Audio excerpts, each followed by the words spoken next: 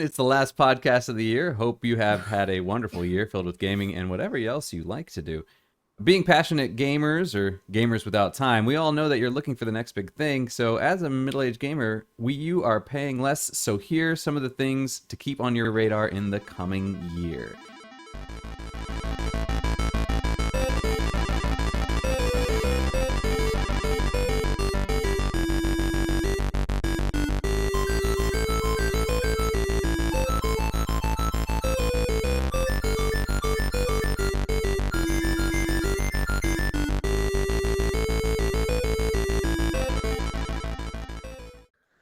For those people who are not like big story people like me on occasion, right? I'm just stories are just when I'm in the mood for it, which is not that much anymore. But like, so these are very story-based games, right? So there's a lot of dialogue, a lot of text. Would you say that?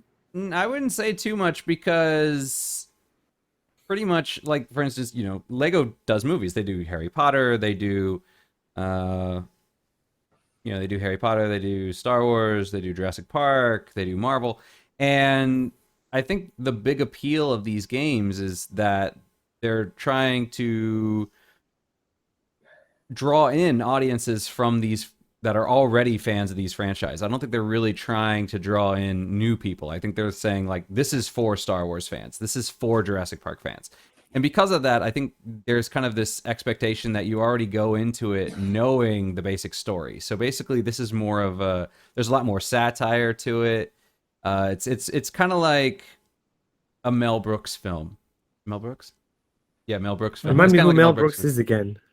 He's the guy who did Spaceballs, Robin Hood Men in Tights, Young Frankenstein, those sort of things. So, if you're watching Young Frankenstein, if you have never seen the original, or if you don't know the original Frankenstein story, you can still kind of glean it from that. But the point is not to retell that story. The point is to kind of like riff on it.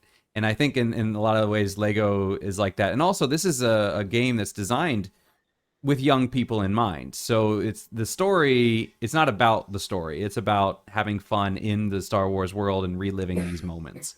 So if you're not a big story person, I don't think that you would have too much trouble with it. It shouldn't be too dialogue heavy, or at least the Lego games I've played haven't been. You mentioned that you can play with the whole family. Is that multiplayer? I don't really know this game, so I think they're up to 4-player, if I remember correctly. Okay. I have to double check that, but I think they are. Let me see. The Lego Star Wars multiplayer. No, that's cool. So you could take characters with, completing powers. Yep. Yeah, I remember with the Marvel superheroes. I think it was. I want to say 4, but maybe it's only 2. Let's see. 2 is more than enough.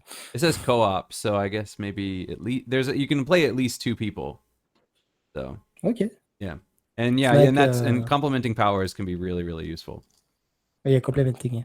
And it's like on the couch or like through internet online co-op. I think it's just couch co-op. There might be online, but in the past it was couch co-op. Yeah. Okay, so the way you do it is. At least the way that they did it with Marvel Heroes it was kind of like the old Sonic the Hedgehogs, where you have the 2 people and they fit on the one screen. But what this would do is it would do the thing where if you move apart the screen, the camera kind of backs out, so you get like a wider vision. And if you get back together, then the screen will kind of focus in. But you can't get too far away from each other, because I think that you kind of end up hitting kind of invisible walls, so you can't get too far from each other. And in certain levels, you wouldn't want to anyway. For example, in the Marvel Hero level, there was one where you're underwater and somebody creates an air bubble, and you have to stay within the air bubble. So if you get too far apart, one guy's in the air bubble and the other guy's drowning. Yeah, so unless you have somebody that can breathe underwater, and then they can go wherever they want. Very cool. Yeah.